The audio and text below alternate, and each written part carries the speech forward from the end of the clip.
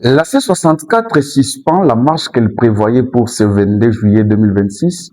Le président accepte enfin les dialogues tant demandés par la CENCO et l'ECC. Mesdames et messieurs, bonjour et bienvenue dans cette émission de On en parle. Nous allons essayer de dialoguer autour de ça pour voir éclairer l'opinion et comprendre ce qui se passe autour de toutes ces questions. Je reçois pour vous Maître Stanislas Wakenge, cadre de Ensemble pour la République et communicateur provincial de ces partis. Maître Stanislas, bonjour et bienvenue. Bonjour, messieurs les journalistes. Bonjour à tous les téléspectateurs qui nous suivent en ce net moment. Je vous espère bien portant. Très bien portant. Voilà, il n'est pas le seul. Je reçois aussi pour vous Monsieur Eri Kalumuna, qui est proche du docteur Denis Mukwege et il est analyste politique. Monsieur Eri, bonjour et bienvenue. Bonjour Monsieur Jourdain, bonjour à tous nos compatriotes qui nous suivent en ce moment et plus particulièrement à ceux qui sont dans les zones occupées par le M23. Je vous espère bien portant. Nous sommes bien portants par la grâce de Dieu. Voilà. Alors, je vais commencer avec vous, Maître Stanislas Wakenge. Je rappelle ici que vous êtes cadre de Ensemble pour la République, qui est d'ailleurs un parti qui fait partie, voilà, permettez la tautologie, qui fait partie de cette plateforme, la C64. Alors, Maître Stanislas, qu'est-ce qui justifie aujourd'hui les reports de la marche que vous prévoyez pour ce 22 juillet 2026? Encore une fois de plus, merci beaucoup, messieurs les journalistes. Par rapport au report de la marche qui devrait se tenir d'ailleurs aujourd'hui, le 22 juillet 2026, ce n'est pas un recul comme les autres le prétendent ou l'interprètent. C'est plutôt une chance que la coalition 64 a accordée au gouvernement selon les recommandations de l'Union africaine. Une chance De pouvoir organiser le dialogue. Okay. Et vous devez savoir qu'avant qu'on puisse reporter la marche d'aujourd'hui, on avait reporté encore notre marche du 8 où nous devrions aller répondre à l'appel de l'Union africaine. Voilà, aujourd'hui, si on a reporté cette marche, je pense que si vous comptez à partir du 8 jusqu'à aujourd'hui, avant aujourd'hui, le président de la République s'est prononcé in pitu personae sur l'organisation du dialogue inclusif. C'est ainsi, nous, en tant que C64, comme le président vient de comprendre qu'il faut dialoguer, et c'est comme ça que nous avons reporté. On n'a pas annulé. Nous avons reporté cette marche et nous avons accordé un ultimatum de plus ou moins 25 jours au gouvernement, particulièrement au président de la République, de pouvoir acter, de pouvoir signer une ordonnance proclamant ou convoquant le dialogue national inclusif.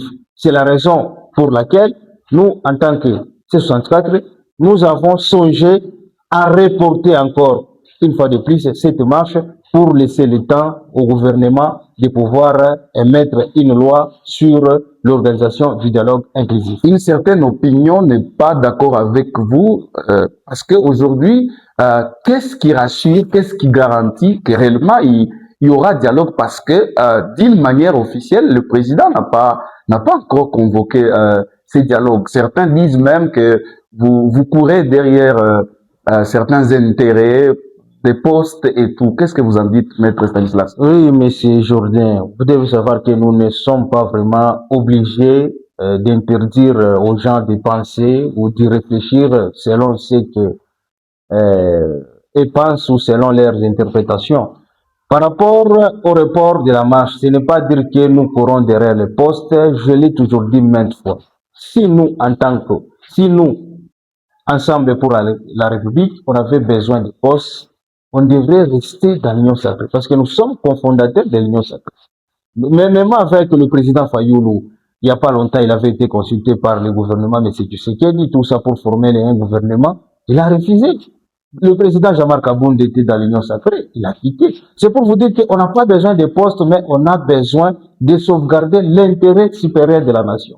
Ce n'est pas parce que nous sommes dans l'opposition, nous pouvons être radicaux sur tous les plans, nous devons nous opposer sur toutes les questions qui cadrent avec l'intérêt général. Non, Ce n'est pas parce que nous sommes dans l'opposition, nous pouvons commencer à tout boycotter, tout refuser. Ce n'est pas ça l'opposition. Nous sommes une opposition républicaine.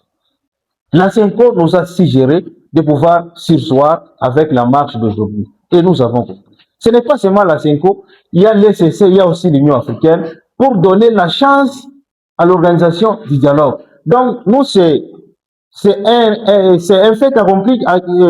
Le président de la République est mis devant un fait accompli sur l'organisation du dialogue. Parce que nous, en tant qu'opposition, nous avons prouvé notre volonté. Vous prouvez votre volonté.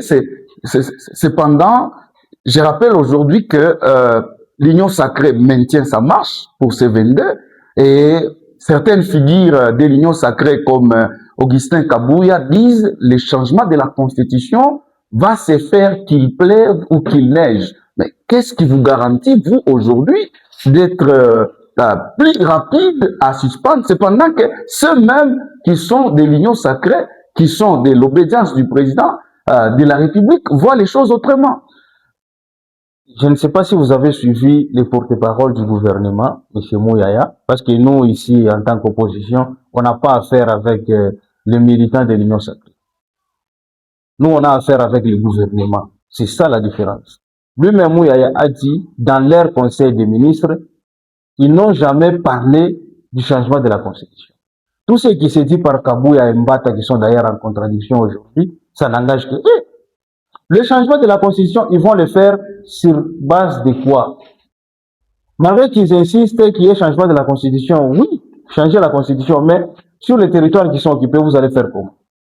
Donc, ce sont les gens qui parlent sans pour autant mesurer les conséquences de ce qu'ils parlent.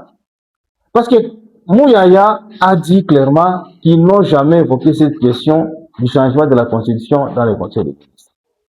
Donc, cela veut dire que ce que ils sont en train de dire n'engage pas le gouvernement. Et pourtant, nous avons un problème avec le gouvernement, on n'a pas un problème avec Kabouya, on n'a pas un problème avec Mbata. Vous voyez. Donc, ici, vous devez comprendre que le report de cette marche, c'est une chance que nous avons accordée au gouvernement, que le gouvernement puisse réaliser ce qu'il a dit devant le prélat catholique ainsi que ceux de la CENCO, même devant l'Union africaine. Avant que la CENCO ne puisse parler du dialogue, ou le président de la République, c'est l'Union africaine qui avait convoqué l'opposition pour leur parler du dialogue. C'est comme ça que nous avions eu à reprogrammer cette marche pour le 22. Avant le 22, le président de la République s'est prononcé sur le dialogue. C'est ainsi. Nous, en tant qu'opposition républicaine, nous avons observé cette mesure en donnant la chance à un ultimatum de 25 jours pourvu que le gouvernement puisse organiser ce dialogue inclusif. Et s'il n'y a pas ce dialogue inclusif, je vous dis, l'endrotoma reste et restera toujours. Parce que le président de la République peut dire comme ça qu'il y aura dialogue et finir pour ne pas organiser ce dialogue. Mais nous, la rue, on va pas se fatiguer pour embrasser la rue. Nous allons encore rentrer et nous serons devant chez lui pour lui rappeler. Maintenant, par rapport à tout ce qu'ils disent, le changement de la Constitution, troisième mandat, tout ça, nous serons encore là. Voilà. Je vais vous revenir pour une deuxième prise de parole pendant que je vais prendre M. Eric Kalumuna. Est-ce que M. Eric, aujourd'hui, avec ces reports de marche de la C64, cela ne traduit pas d'une certaine manière ce que le président a qualifié l'opposition YAPT, Yanzala, parce qu'il y a certains qui disent que les leaders, pour ne pas dire du présidium de la C64, qui courent aujourd'hui derrière les postes, est-ce que cela ne traduit pas cette réalité d'une certaine manière? Peut-être à la deuxième rue, en réalité, c'est faux. Parce que je pense qu'il ne faut pas se laisser berner ou manipuler par les stigmates d'une opposition qui est tombée obsolète. Depuis qu'elle est au pouvoir, ou depuis qu'ils ont basculé, ils ont quitté l'opposition, ils veulent faire chanter ou faire rouler les gens avec leur style ou leur méthodologie politique, mensonge, insulte, manipulation. Ils pensent qu'on peut manipuler tout un peuple comme ça. S'ils disent que les leaders de l'opposition ont cédé face à Talon, je pense un homme raisonnable, ils doivent être capables de dire ce sang a reçu autant, Fayoulou a reçu autant, tel a reçu autant, tel a reçu autant, et après avoir reçu cet argent, ils ont décidé de reculer. Ce qui est faux. Oui. Donc, ça, ce sont de points de vue qu'on peut facilement trouver sous des manguiers, sous des acacias ou alors sous la dizaine. C'est vraiment infondé, c'est incohérent même. Ce que je veux seulement que le peuple puisse comprendre, c'est que il faut faire la différence, distinguer l'opposition ou les oppositions que nous avons vues dans ce pays depuis que la RDC est RDC. Je constate que l'on voudrait, surtout ceux qui sont au pouvoir, ils voudraient que l'opposition actuelle puisse reproduire les anciennes méthodes de leur opposition. Vous voyez? C'est-à-dire qu'ils étaient dans le radicalisme, ils étaient dans une opposition assimilable à la barbarie, ils étaient dans une opposition de non-écoute, et ils étaient dans une opposition où il suffisait de leur donner quelque chose et puis ils reculent. Et alors, ils sont en train de vouloir penser que l'opposition d'aujourd'hui fonctionne aussi de cette manière. C'est faux. L'opposition actuelle, en tout cas, coup de chapeau à eux. Je pense que nous avons quand même eu, je l'ai toujours dit, c'est pas pour la première fois aujourd'hui, sur votre plateau, que au moins cette opposition, elle est quand même plus intellectuelle, elle est plus responsable, et elle sait. Parce que disons-le, on cherche quoi? L'opposition, nous, tozo nini, tozo kimia, tozo nini, tunatafuta nini, tunatafuta constitution isikuwe changer. Alors, s'il y a une brèche qui s'ouvre, ya namuna kusema tupate salama na constitution yenyewe isikuwe changer. Jusqu'à présent, la constitution n'est pas changée. Et depuis que l'opposition s'est levée, depuis que la rue, depuis que le peuple congolais a exprimé clairement sa position contre le changement de la Constitution, vous voyez que la démarche s'est refroidie. Il y a maintenant peu qui parlent du changement de la Constitution. Ceux qui pensaient, ceux qui parlaient, ceux qui chantaient à longueur de journée, à trois, où en sommes-nous aujourd'hui? Mais Kabouya a dit que non, l'État changé pas. il faut comprendre. Nyoka, hein, le serpent. Kama ulisha kuua, inabakia hapa pale sana pale. Materere ya pamba. Il est en train de gesticuler, il est en train de gesticuler pour rien. Kabouya, il est chef de quelle institution dans ce pays? Le président de la République a déjà accepté la tenue d'un dialogue national inclusif. Parce que tout l'anda ya Kabouya, tout l'anda ya président. Le ministre de Mouyaya, hein, porte-parole de tout un gouvernement, il a déjà parlé d'un dialogue national inclusif. Je ne pense pas. Donc, ça ne peut pas, ce sont de Makelele ya Mkonga Motoka, Makelele ya Moussoko. Ça ne peut pas retenir l'attention d'un homme aussi sérieux que vous. Je pense simplement que il faut que le peuple puisse comprendre que il est leur point de vue, c'est par rapport à qui les Gobaïkouak. Il voudrait que l'opposition actuelle puisse aussi se comporter comme eux. Le radicalisme, cassé, Kutokushikia, tout ça, c'est ça notre opposition. Donc, vous pensez que le report de cette marche est tout à fait normal et la population n'a pas besoin de s'inquiéter par rapport à ça? Parce qu'il y a même ceux qui disent que l'opposition est en train de tomber dans le piège du président de la République. Je sais que face à l'envie, il y en a qui meurent d'envie d'avoir le président Félix Tshisekedi devenir sénateur à vie, vous voyez. Donc, il y en a qui voudraient que le président, ils sont vraiment nombreux, qui respectent la Constitution. Face à cette envie, il y a beaucoup de compatriotes qui veulent descendre dans les rues pour préserver la Constitution. Mais à ces compatriotes, nous leur demandons d'être rationnels. Rationnels dans le sens que la Constitution et même la démarche, vous voyez, à un certain moment, cette démarche de changer la Constitution, elle a pris une allure aussi inquiétante, galopante. Mais maintenant, là, c'est comme si c'est refroidi. Pourquoi? Parce que vous, peuple congolais, vous vous êtes exprimé. Alors, nous devons ne pas oublier très constamment notre objectif principal. Ce que nous cherchons, c'est quoi? Nous voulons la paix. Nous voulons que la Constitution soit respectée. La paix, c'est-à-dire quoi?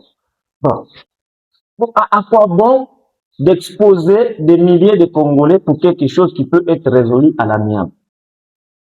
J'ai entendu certains, comment je vais dire, menteurs, tout simplement, dire que non, le docteur Denis Mukwege, il veut quoi? Il veut d'abord que la paix, la guerre puisse se terminer et après on ira au dialogue. Ça, ce sont des mensonges cousus en fil blanc. D'ailleurs, nous allons y revenir lorsque nous allons Pourquoi? parler réellement du dialogue, de la position du Oui, docteur. pourquoi? Parce que le docteur Denis Mukwege, il faut le rappeler, c'est un homme de paix, un homme de justice, de bonne gouvernance, de respect des lois, des engagements, mais aussi un homme qui défend les droits humains.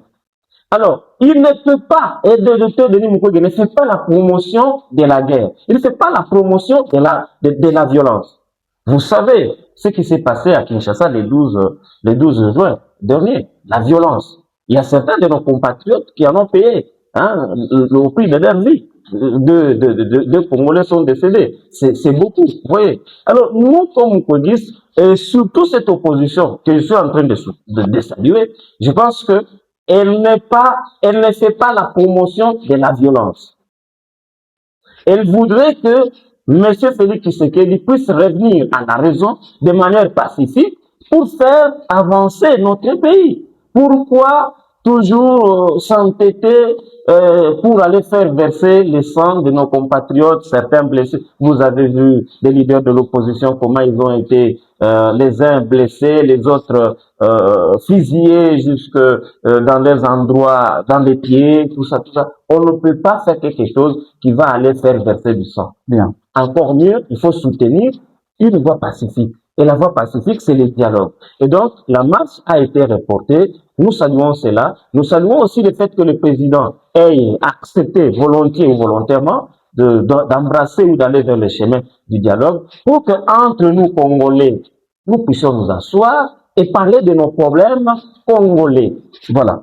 Alors, Maître Stanislas Wakenge, parlons de ces dialogues que vous avez tant proposé, tant voulu. Aujourd'hui, qu'est-ce que le peuple congolais peut réellement espérer de ces dialogues? Encore une fois, merci beaucoup, messieurs les journalistes.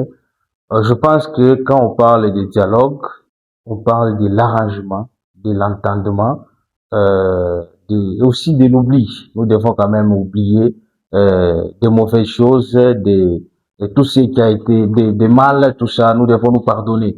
Donc, ce que la population peut retenir de ces dialogues inclusifs, pas n'importe lequel. Parce que je dois quand même souligner ici que les dialogues que l'opposition C64 a besoin, c'est le dialogue inclusif. Ce n'est pas le dialogue qui avait été proposé par le président de la République.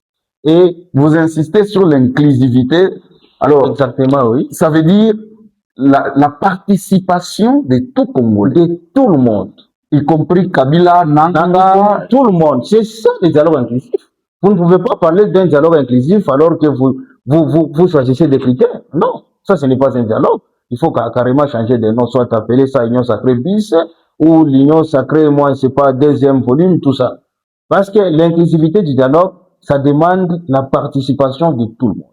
Et ici, dans ce dialogue, l'Union Sacrée ne peut pas se considérer juge et partie.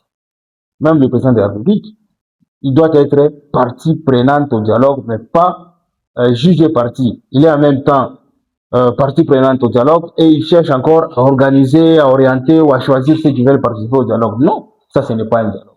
Et ce que la population va retenir de ce dialogue, si le dialogue est sincèrement organisé, si je pèse bien les mots, si le dialogue est sincèrement organisé, on aura la vraie paix. On aura la vraie paix. Mais si on cherche à créer ou à faire organiser un dialogue de manière mascarade ou un dialogue mascarade, il y aura toujours la même chose. On va juste tracer un cercle vicieux. C'est quand aujourd'hui on veut organiser un dialogue sans Nanga, sans Kabila. Nous, opposition, notre problème c'est la mauvaise gestion de M. Tshisekedi et le respect de la Constitution. Mais les rebelles qui sont à l'Est ont déjà récupéré beaucoup de territoires. Comment est-ce que vous allez récupérer alors ces territoires si vous ne voulez pas ni déclarer la guerre, ni dialoguer avec eux. C'est ça le grand problème. Le dialogue va permettre à ce que tout ce que nous avions eu à perdre, que ce soit notre souveraineté, que ce soit nos territoires, que ce soit l'honneur que notre pays avait vis-à-vis d'autres États, si nous nous mettons ensemble, nous allons récupérer. À une seule condition, que ce dialogue soit sincèrement et honnêtement tenu, sans exclusion. Voilà, il ne faut pas qu'il y ait encore des fistrés. Vous dialoguez ici, d'autres sont en prison, d'autres sont écartés. Et par après, ce sont les mêmes personnes à qui vous avez écarté, risquent encore de se retourner contre la République. Maintenant, si on appelait tout le monde, qu'on parle, qu'on se dise des vérités, d'où est venu ce problème, pourquoi nous en sommes ici et qu'est-ce qu'il faut pour que nous puissions mettre fin à ces problèmes. C'est le dialogue inclusif. Et je crois que si on organise un bon dialogue, il y aura de bons résultats et nous allons nous faire respecter, que ce soit à l'interne et à l'externe. Par rapport à ce que vous La avez paix dit, sera restaurée, la guerre va se terminer. la guerre va se terminer si et seulement si, même ceux qui ont pris des armes participent à ce dialogue. Si on les écarte, comment est-ce que vous allez mettre fin à cette prise? Parce que le président, l'autre fois, avait dit, il est un homme de paix. Il ne veut pas déclarer la guerre, n'est pas un homme de guerre, il est un homme de paix. Vous voyez? S'il ne veut pas déclarer alors la guerre, il ne veut pas dialoguer avec ceux qui ont pris des armes, comment allons-nous récupérer ces territoires-là? C'est ça la grande question. Par rapport aux frustrés suite au report de cette marche, je vais leur faire comprendre ceci. Le changement de la Constitution fait partie de notre lutte. La lutte contre le changement de la Constitution fait partie de notre lutte. Nous avons dit que nous devons lutter jusqu'à ce que cette Constitution ne soit pas changée. Nous avons dit que nous devons lutter jusqu'à ce que le président de la République ne puisse pas briguer un troisième mandat.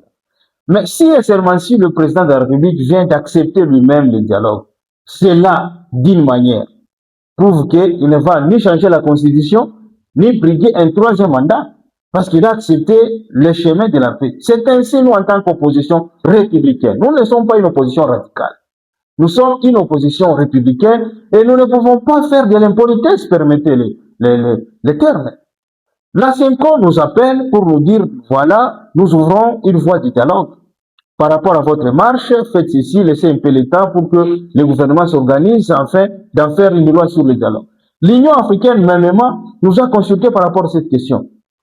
Est-ce que parce que nous sommes dans l'opposition, nous pouvons tout rejeter, nous pouvons nous comporter en impoli pour rejeter ce que nous a proposé par des grandes institutions? Je ne crois pas. J'appelle à la population congolaise, ça prouve à suffisance que vous êtes en colère. Donnons la chance. Le 25 jours que nous avons donné comme ultimatum, ce n'est pas beaucoup. Si le président ne respecte pas sa propre promesse ou son propre mot sur l'organisation du dialogue, nous allons rentrer dans les rues. Nous pouvons reporter cette marche maintes fois jusqu'à ce que le président de la République puisse montrer sa bonne volonté comme par rapport à ce que nous avons fait, parce que reporter cette manifestation, ça prouve à suffisance que nous avons prouvé notre bonne foi sur la voie du dialogue. À son tour, lui aussi, doit faire de même. Si et seulement s'il ne parvient pas plutôt à convoquer ou à privilégier ce dialogue inclusif, nous allons encore rentrer dans les rues de la République et sur toute l'étendue. Voilà. Alors, Monsieur Eric Kalumuna, vous saluez d'abord cette bravoure du président de la République de se surpasser, de se dépasser, d'avoir enfin accepté ces dialogues.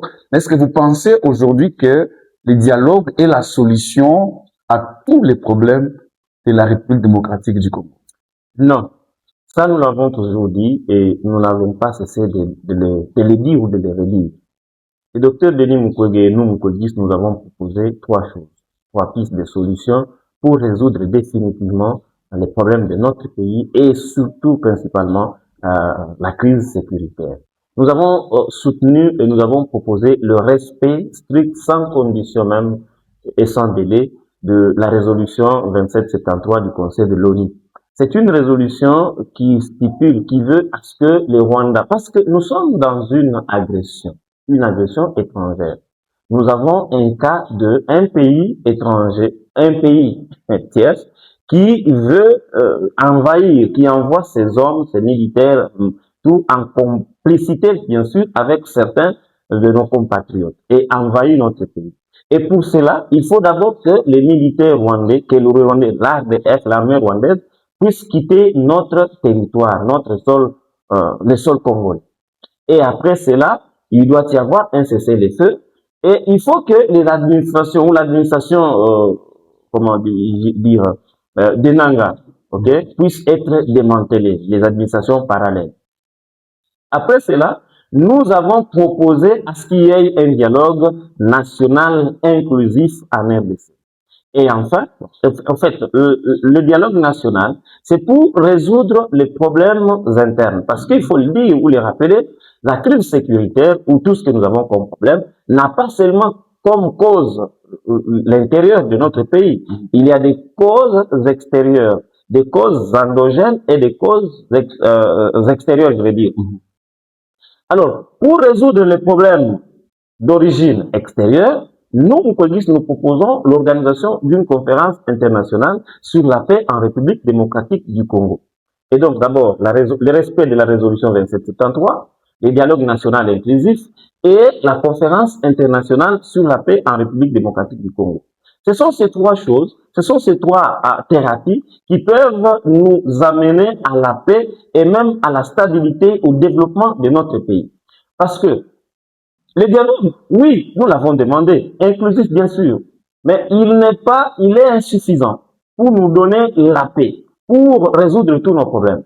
Parce que je ne vois pas comment, si nous résolvons le problème aujourd'hui par les dialogues, si le Rwanda, le Burundi, les grandes puissances, les opérateurs économiques, qui ont toujours eu de l'envie de nos matières premières, par exemple nos minerais, s'ils ne voient pas comment ils ne sont pas satisfaits dans leur démarche, ils peuvent toujours financer un pays ou un autre. Demain, ça peut être le Rwanda, oui, aujourd'hui c'est le Rwanda, demain ça peut être le Burundi, le lendemain ça peut être la Tanzanie, que l'on va utiliser, le surlendemain ça peut être la Zambie que l'on va utiliser. Alors, pour terminer les problèmes complètement et nous donner la paix, je pense qu'il est important pour le moment que les gouvernements, et c'est notre appel, comme on peut dire, nous demandons au gouvernement de Kinshasa, à M. Félix Tshisekedi, de rentrer ou de faire rentrer sa diplomatie sur la résolution, le respect de la résolution 2773. Parce que ce que nous avons trouvé de malheureux et de regrettable, c'est que c'est lui,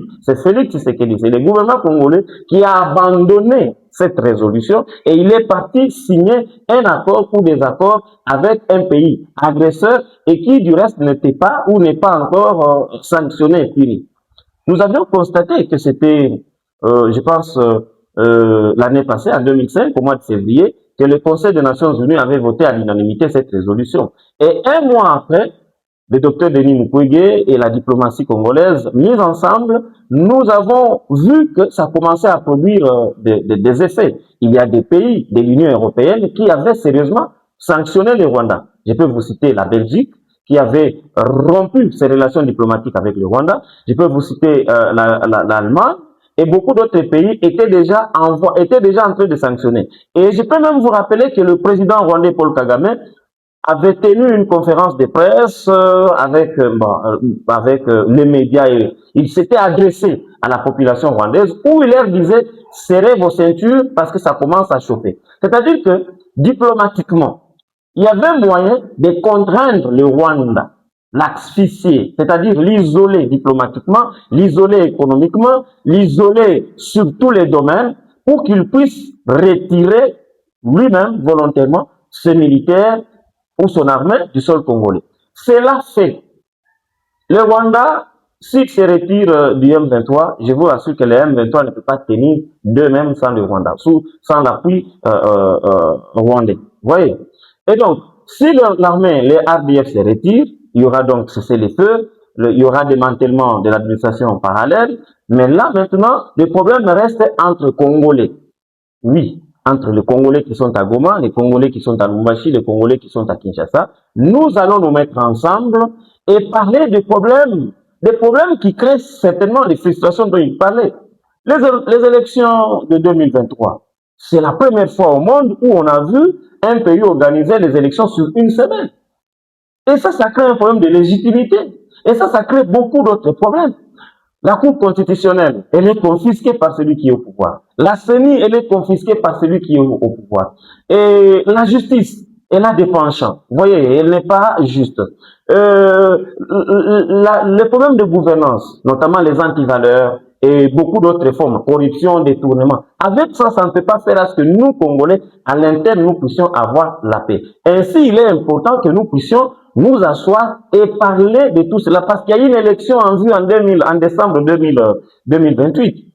Comment nous allons aller aux élections avec Félix Tshisekedi qui a déjà fait tout cela? Nous devons, nous, opposition, tout celui qui est candidat, et même vous, si vous êtes candidat, vous devez avoir la garantie que les élections à venir seront transparentes, seront en tout cas, je vais dire, inclusives. Voyez. Voilà. Et ça doit être résolu dans le dialogue. Mais par rapport aux causes extérieures, il faut que les nations, la RDC, les pays de la sous-région, les organisations de la sous-région, nos pays limitrophes, la SADC, l'EAC, la CIRGL, l'Union européenne, je vais dire l'ONU, les grandes puissances comme les États-Unis, la France et autres pays du monde, nous puissions nous asseoir et parler de comment nous allons développer les concepts business for peace. Business for peace, c'est-à-dire que les matières premières que nous avons à notre pays, qui font l'objet de notre haine, hein, on nous haït et où on nous convoite. Vous voyez, nous ne les mangeons pas à Tuikuriake. Nous avons besoin de faire du business avec d'autres pays, avec d'autres entreprises qui sont dans le domaine spatial. On a besoin du lithium pour la transition énergétique. On a besoin du coltan, on a besoin de ça. Alors, il faut tout ce qui les anime. Si vous voulez venir pour avoir cela, passez officiellement par les institutions à Kinshasa, ne passez pas par nos voisins, ne passez pas par des groupes armés, alors respectez. Et nous, à ce temps-là, comme gouvernement, comme nation, nous aurons l'obligation d'assainir le climat des affaires en République démocratique du Congo. Même ça, il y a corruption. Qui peut venir investir dans un pays où il y a la corruption? Qui peut venir investir dans un pays où il y a les détournements? Et vous comprenez que les dialogues nationaux, bien qu'ils soient inclusifs, à lui seul, ne saura pas nous donner la paix, la stabilité, le développement. À moins, c'est quand même un pas vers... Oui, c'est pourquoi nous saluons. Vous voyez, c'est systémique. Nous avons proposé une thérapie à trois pôles ou à trois éléments du système. Et donc, voilà, nous aurions voulu, moi et le docteur Denis Mukwege, Marus Moubalama et tous les autres Mukwegistes qui sont très très nombreux, nous aurions voulu qu'on commence par le respect de la résolution 2773. Et pour cela, nous avions demandé au président, et nous lui demandons, Félix Tshisekedi, qu'il puisse, vous voyez, pourquoi il est parti signer l'accord de Washington. Nous l'avons tous décrit. Oui, ça vous l'avez dit. Mais aujourd'hui, ça produit quel résultat? Rien du tout. Pourquoi il est parti négocier avec les M23 à Doha, en Suisse, mais quand il s'agit de négocier avec eux ici au pays, il dit non. Vous comprenez? Ce sont des contradictions, ce sont des incohérences et qui font reculer malheureusement notre pays et qui font coûter des vies à des millions de Congolais. Voilà. Ainsi, nous pensons qu'il est vraiment très très important que les dialogues, oui, soient inclusifs, mais qu'après les dialogues, il reste encore un chemin à parcourir, notamment l'organisation d'une conférence internationale sur la paix, mais aussi le gouvernement doit tout faire pour que les RDF puissent rentrer dans leur pays. Voilà. Sinon, s'ils ne rentrent pas, nous avons besoin d'un dialogue intercongolais. Mais une partie de notre territoire est occupée par le Rwanda. Alors, disons-nous la vérité. Donc, les Rwandais vont aussi participer ou auront aussi un point de vue à dire ou à émettre dans le dialogue pour qu'ils puissent se retirer. C'est ce qu'on ne peut plus appeler dialogue intercongolais. C'est pourquoi nous aurions souhaité que les dialogues puissent se tenir sans influence extérieure, notamment sans influence rwandaise. Mais aussi un autre élément avant de terminer. Oui, parce qu'on doit... Ce dialogue doit être un peu plus différent des autres dialogues qui ont eu à précéder. C'est depuis des années 2000, peut-être même en 1999, 2000, 2001, 2002, que nous avons eu des dialogues dans ce pays. Et à chaque dialogue, on baptisait dialogue de Sun City. Oui, je crois que nous allons revenir dans une autre... Mais celui qu'on peut, je vais dire, préventivement baptiser dialogue de Kinshasa, si ça sera tenu à Kinshasa, c'est encore une suspicion. Il doit tenir compte de la justice. Parce que, même en cherchant la paix, nous ne devons pas sacrifier la justice. La justice, c'est un pilier très important qui construit la paix et qui la consolide, qui la garde. Pourquoi il y a toujours des trahisons, des gens qui prennent des armes dans notre pays à répétition? Parce que certainement, ils savent que Bemba, Jean-Pierre, a pris les armes contre la République. Il n'a jamais été inquiété. Aujourd'hui, il est aux côtés du président Félix. Ils savent que Ndjongankoy, c'est qui non, oui, je vais parler de lui, mais plus précisément de celui qui est à l'Assemblée nationale, le président, l'ancien président de l'Assemblée nationale, il est aujourd'hui deuxième vice-président, Mbosso, devient Mbosso. Il a pris des armes contre la République. Qui est encore Lambert Mende. Vous voyez, ils sont nombreux. Je peux même citer dans l'opposition, il y a Délice Sanda. Alors, si la justice n'est pas prise en compte, méfiez-vous, nous allons tourner là. Parce que demain ou après-demain, des années plus tard, il y aura toujours une génération où des jeunes courageux, se sentant aussi nerveux, qui peuvent reprendre ce même chemin. Mais si la justice transitionnelle est mise en marche, si tout celui qui trahit son pays est châtié de toute témérité, alors, avant de prendre les armes, désormais, on se posera la question 2 ou 3 fois avant de le faire. Voilà, Monsieur Eri, votre dernier mot carrément, parce qu'on est presque au bout déjà. Votre dernier mot, est-ce que le peuple peut quand même espérer quelque chose pour ces dialogues? Nous demandons au peuple de garder toute sa vigilance en alerte, c'est-à-dire de ne pas baisser la garde. De ne pas baisser la garde parce que les politiciens, il faut toujours les tenir à l'œil. Le matin, il vous dit A, le soir, il vous dit moins A, il vous dit 1, il vous dit moins 1, c'est un peu compliqué. Mais alors, la seule façon de vous retrouver, vous comme peuple, c'est de ne pas baisser les bras, de rester toujours sensibilisé, motivé et prêt à agir dès que vos intérêts ne sont pas pris en compte. Tenez aussi ceux de l'opposition à l'œil. Parce que la trahison peut venir soit de ceux qui sont au pouvoir, soit de ceux qui sont à l'opposition. Mais la part du peuple, vous avez besoin de quoi? Nous, peuple, nous avons besoin de quoi? Nous avons besoin de la paix. Nous avons besoin du respect de la Constitution. Nous ne voulons pas un troisième mandat de Félix Tshisekedi. Alors, ces 3 objectifs ne doivent pas être ignorés. Le peuple doit rester mobilisé, concentré sur cela. Kama tunaona sema hii dialogue yenyewe inaenda sawa vile kuma partage ya maposte. Nous, on n'a pas besoin d'un dialogue où on va partager des postes à nos leaders. Si on donne un poste à Jean-Marc Kaboun ou à tel ou à X ou à Y, le peuple va en bénéficier comment? Voilà. Nous avons besoin d'un dialogue où ils vont se retrouver, parler de la façon dont notre pays peut être réunifié, pour que moi ou lui, celui qui est à Goma, puisse venir à Kinshasa, à Lubumbashi facilement, que moi qui suis ici, j'aille à Bukavu, ainsi de suite, que la vie nationale puisse revenir. Là, nous nous retrouvons. Mais si c'est un dialogue où ils vont s'arranger, alors nous dirons faux à cela et nous allons descendre, que les peuples soient prêts à descendre à tout monde. Voilà, merci Monsieur Eri pour vos analyses. Nous allons finir avec Maître Stanislas. Maître Stanislas, un dernier mot par rapport à tout ça. Encore une fois, merci beaucoup de la parole et de la considération accordée à ma personne. Le dernier mot par rapport à tout ce qu'on a fait, je voudrais ici m'adresser à Monsieur Seth Kikouni ainsi qu'à Monsieur José Makila. Je les ai suivis en train de critiquer la décision de la C64. Bon, selon Kikouni, il y a une seule opposition, c'est Sauvons le Congo. Mais ce Kikouni doit savoir que c'est la C64 qui doit sauver et Kikouni, et Lubaya, et Sauvons le Congo. Parce qu'aujourd'hui, Sauvons, les droits du Sauvons ou des Sauvons, le Congo, n'existent plus. Et c'est la coalition C64 qui doit faire en sorte que leurs droits puissent être restitués. Comment est-ce qu'ils prétendent sauver le Congo? Eux-mêmes ne sont même pas sauvés. Ils ont des Ils ne sont pas sauvés. Ils ne sont pas sauvés. Ils doivent d'abord commencer par se sauver. Parce qu'ils ont des problèmes très sérieux. Comme on dit quelque part, aide-toi et le ciel t'aidera. Voilà. Donc, ils devraient commencer par se sauver parce qu'ils ont des sérieux problèmes et c'est la C64 qui viendra leur restituer ces droits-là. Par rapport à la population, je demanderai toujours à la population d'être vigilante.